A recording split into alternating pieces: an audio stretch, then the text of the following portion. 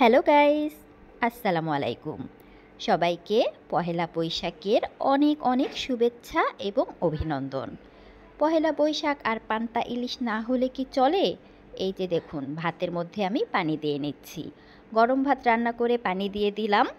আর ভাতের সাথে কি কি থাকছে তারও কিন্তু আয়োজন করছি।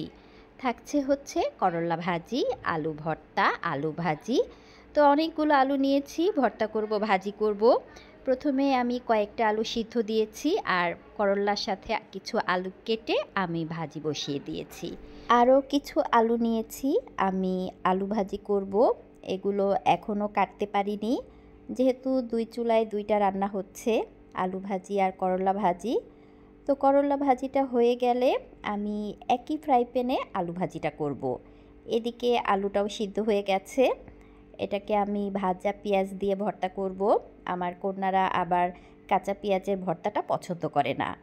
আলু ভাজি কেটে নিয়েছি, করলা ভাজিটা আমি এখন একটা ডিশের মধ্যে তুলে নিলাম। আর একই ফ্রাই প্যানে আমি আলু ভাজিটা করছি। আলু ভাজির সাথে টমেটো, পেঁয়াজ, কাঁচামরিচ, তেল, লবণ সব কিছু দিয়ে আমি এটাকে ভাজি করে নিচ্ছি।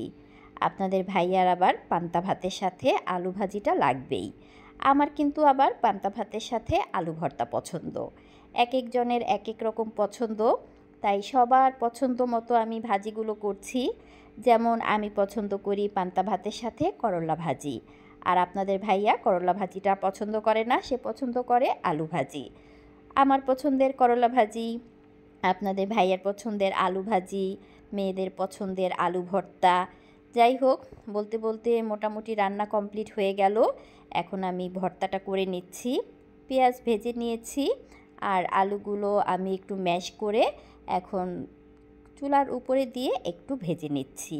এই আলু ভর্তাটা রাহা রিদি ওরা দুই বোনই কিন্তু ভীষণ পছন্দ করে, যদিও এটা আপনাদের ভাইয়ার পছন্দ না, আমারও পছন্দ না। করলা ভাজি, আলু ভর্তা, আলু ভাজি হয়ে গেছে। এখন আমি ইলিশ মাছ ভাজবো আর বেগুন ভাজবো। তার আগে কিন্তু হাতে মেহেদি পরব। মাছগুলো কেটে ধুয়ে আমি মশলা মাখিয়ে তারপরে বসেছিলাম মেহেদি পরতে। রাহা আমাকে হাতে মেহেদি পরিয়ে দিল। মেহেদি শুকানোর পরে ধুয়ে এখন চলে এলাম ইলিশ মাছ ভাজতে। তো ইলিশ মাছ ভাজবো, সাথে কিন্তু ডিম ভাজা আছে। পান্তা ভাতের সাথে আপনাদের ভাইয়ার লাগবে ডিম ভাজা। আমি আবার ডিম ভাজাটা খুব একটা পছন্দ করি না, তাই বেশি না, গুনে গুনে দুইটা ডিম আমি পেঁয়াজ কাঁচামরিচ দিয়ে মিক্স করে নিলাম। তো চুলার মধ্যে আবারও আমি ফ্রাই প্যান বসিয়ে নিলাম ইলিশ মাছ ভাজার জন্য। তেল গরম হয়ে গেছে, এখন আমি ইলিশ মাছগুলো দিয়ে দিচ্ছি। খুব বেশি না, অল্প কয়েকটা পিস হয়েছে, আর আমরা মানুষ তো বেশি না, 4 জন মানুষ খেতে পারলেই হবে। আর এখন আমি ডিমটা ভেজে নিচ্ছি। মোটামুটি সব কিছু কমপ্লিট হয়ে গেছে। ডিম ভাজলাম, ইলিশ মাছ ভাজলাম, আলু ভর্তা করলাম, করলা ভাজি করলাম, আলু ভাজি করলাম। এখন যার যেটা পছন্দ সে সেটা খাবে। তো ডিম ভাজাটা হলে আমি টেবিলে সব খাবার গুছিয়ে নিলাম আর সুন্দর করে আমার প্লেটটা সাজিয়ে নিলাম। পান্তা ভাত, কাঁচা পেঁয়াজ, শুকনা মরিচ, ইলিশ মাছ ভাজা, ডিম ভাজা, সাথে কিন্তু আলু ভর্তা, কালিজিরা ভর্তা, শুটকি ভর্তাও আছে। যদিও শুটকি ভর্তাটা আপনাদের ভাইয়া পছন্দ করে না, রিদিও পছন্দ করে না, কিন্তু আমার এবং রাহার, আমাদের দুজনের আবার ভীষণ পছন্দ।